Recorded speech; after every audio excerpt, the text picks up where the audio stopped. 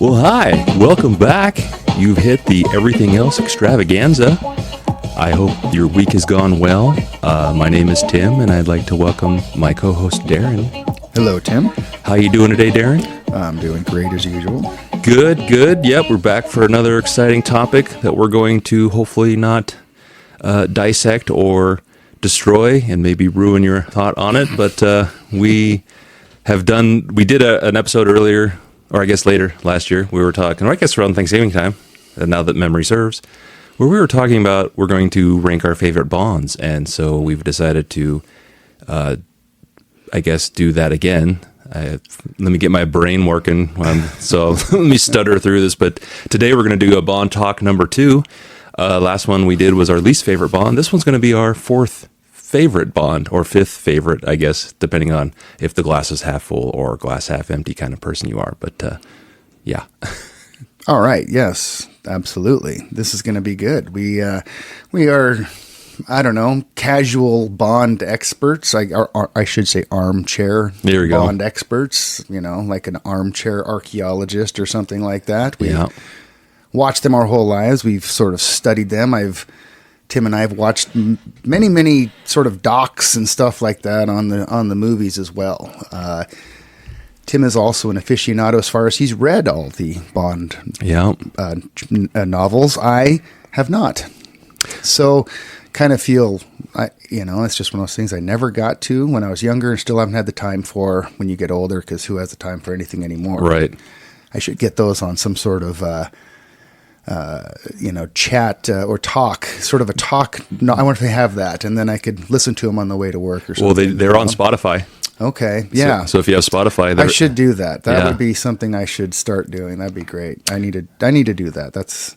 There you go. Revelation number 1. Right. Yeah. No, it's funny that you say that, because I kind of did that too. Since I'm driving so much, there's only I can only listen to the same music so much before I need.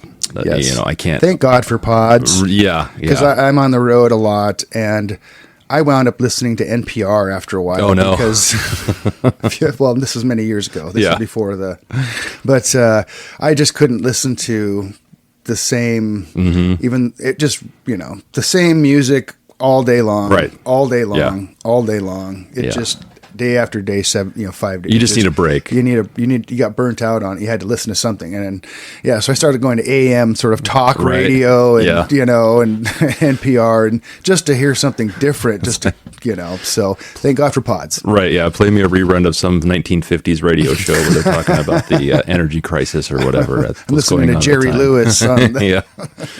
But no, so I actually started listening to the Bond books. I made it through, I believe, Casino Royale. One thing I will say, and I won't go into too much spoilers, is the way that when the books came out, there was a lot of card playing in the book. And I'm like, Casino Royale, really? No. Yeah, I expected that. And then I went to Moonraker, was the next novel I read.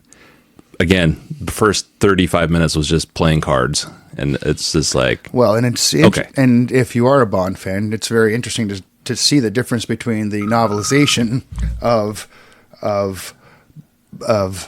Moonraker compared to the actual, we know what happened as of Moonraker, the movie, which was inspired by Star Wars, of course. Yeah. So obviously the book and the movie have nothing in common except for the names of the bad guys. Right. Correct.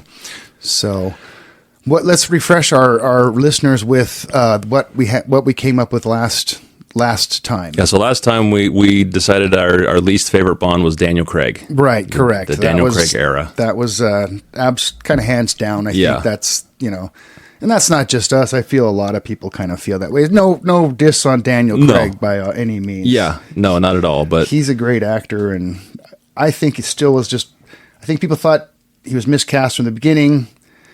He kind of seemed like it worked, but I think in the long run, it was just still miscast. Yeah, and they were trying to do too much Bourne. That's absolutely. Bourne was such a hot thing. He was just Bourne Bond. So yeah, and so this one is probably not going to be a surprise. It's got to be George Lazenby for me, just because he only did that one movie. I always felt had he gotten, or of course, watching some of the documentaries on him, yes, his agent talked him out of doing another one. Poor guy had some really bad just friends and some really bad advice. Just led him astray, because I actually enjoyed On Her Majesty's Secret Service. I think it's one of the, of course, so when we were younger, of course, we never watched that as a regular Bond, and it never really was on TV a whole lot. It wasn't until I got older that I actually watched it. And I never really wanted to watch it because I'm like, who's this guy? Right. You know? Yeah. But it became one of my most favorite Bond stories of all time. Yeah. We just watched it, of course, on our Bondathon this last Thanksgiving, and talk about one of the most heartfelt Bonds. Yeah. Of course, he famously falls in love, and his wife gets killed at the end of the movie. Yeah. Now, many people that acclaim Bond as a womanizer don't think of this sort of movie when it comes to that. Yeah. And I think because he was the one that did this movie, those characteristics are missing, because it's like, oh, no, Bond's always, like you say, he's the womanizer, but it's like, no, he kind of, like you said, he fell in love. He, I guess, gave up his womanizing ways and got married, and then he was set to stay with her for life. Yeah. And, but Blofeld had to come along and ruin the day. Yeah, he put a... oh, spoiler alert, sorry. Right, yeah, if you haven't seen the movie yet, just go and fast forward that last part. But no, I mean, honestly, it's funny because that book was actually one of my favorite books in the series. For sure. When you look at... I hope. I don't know. Yeah, when you look at book movie, that was probably the closest adaptation, where they kept the movie almost, scene for scene with the book. There's obviously some things in the book that, the book has a little more variety, but you can't get everything in the movie. But the idea is still the same. The marriage is still the same. The Sir Hillary, the homosexual therapist that he had to go undercover as. Right. Yes. Yeah. That, and of course, Telly Savalas, underrated Blofeld. I love Telly Savalas. Anything that guy's in is just gold. I think they missed with that too. They could have had him back for, a couple more Blofelds. Why not? So. I mean, they should have tried. I don't know. They didn't he probably just didn't want to.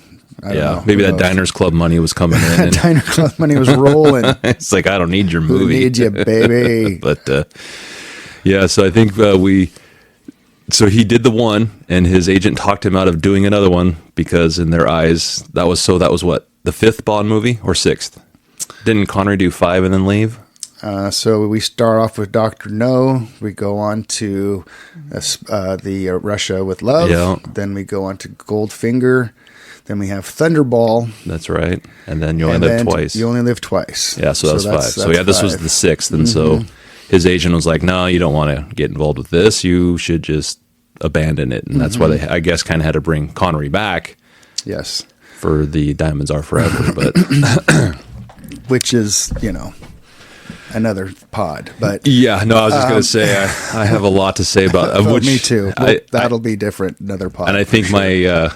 thoughts have changed since the last time we've discussed Diamonds Are Forever, but like Darren said, that's So, but back to Laz, I also saw a doc where he had was with some sort of, he went to like maybe San Francisco and met up with some really sort of agitator type, and they were very much against the establishment. You're right, yeah. And he was very much like, got talked into this anti-establishment move when Bond was the establishment. Yeah.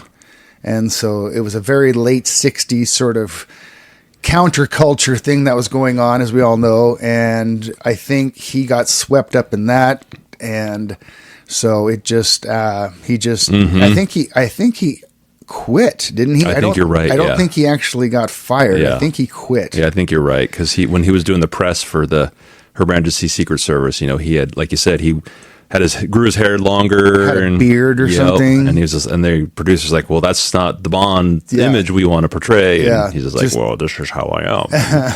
Bad Sean Connery impression there. Which he was, but when you watch it the first time I ever watched it, it was kind of confusing because it is kind of all over the place. You don't because of course the 60s hair and makeup and everything kind of throws you at first, because it's very over the top, but if you picture but then now the older you get, the more you just understand it's just a period piece, no different than if it was the 1800s and Right. people were in whatever, Yeah. but when we were younger in the 80s, it was very sort of like, oh my gosh, like look at those weird clothes and look at that hair and look at those, look at that makeup.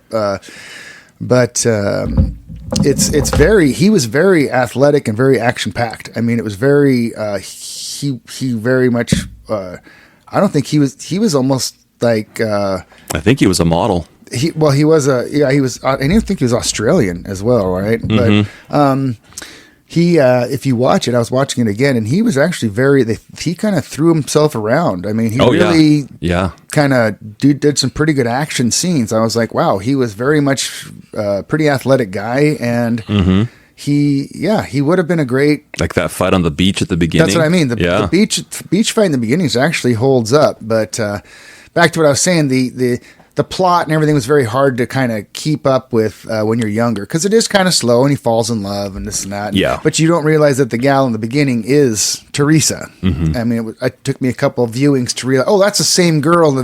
She was the one on the beach. Yeah. Oh, okay. Yeah. So, yeah. Anyways. Let's give props, because she looked pretty damn good. Oh, these women are stunning. They're just like the older you get, to realize, it's hard to see when you're a kid, but the older you get, you're like, these are the most beautiful women on the planet. Yeah, just this fiery redhead. And and she was a countess too. Yeah. So Bond, of course, had to marry into royalty. Yeah, he did. Yeah, I always remember before I actually gave this movie a shot, the runtime for me was always so disheartening, because it's a 2.5 hour movie. It's a very long movie. Which compared to movies back then were never that long. I mean, the movies now are like, that's easy what they go. You'd be lucky to get a Craig movie that was fucking under 2.5 hours. But right.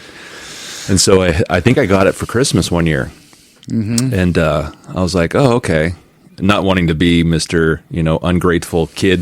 I think my mom may have gotten it for me. I don't want to be like, look this. And so I put it in and I watched it, and I was kind of like, it's kind of like, and again, and we'll get there when we get there, but it's kind of like The License to Kill, where you're like, oh God, I don't know. But then as time goes on, which I'm actually, when we get there, I'm really looking forward to talking about that too. But no, so I watched it and I was like, okay, it's really not that bad. And then I put it into my rotation, and yes, well, and the story, it's almost, it's almost very, very, like has a very long story, but it's like almost 3 parts. It's like there's definitely like the part where he kind of meets Teresa and he kind of falls in love, and then the whole scene where now he's actually infiltrating Blofeld's lair, and he's doing this and that, and he's and then of course the ending with a lot of action and yeah, definitely. I mean the scenery shots and stuff is still just off the chain, and it's still a great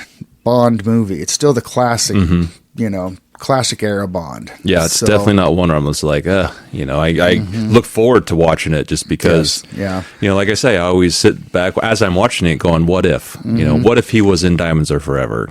Right. How would have that been a little different? Right. Or if Connery would have been in that, would that have been different? Like, how different would it have been? So if Connery wouldn't have, if him and Broccoli would have seen eye to eye or something, but anyways. Yeah, so I'm in complete agreement with you. That is definitely my second to last, penultimate. Would that be the penultimate? It would be your Bond? fourth favorite or your fourth least favorite. I'm going to say fourth favorite. No. Yeah. No. God, I'm so there's 6 total, so this will be 5th favorite. Gotcha. Yes, and so I am 100% and I concur with the Laz being, but not that he did bad. It's just he only had that one Yeah. to sample from, like you Right. said. If he would have done Diamonds Are Forever, which Connery did phone it in. Mm-hmm. I mean, but we'll get to that. But it's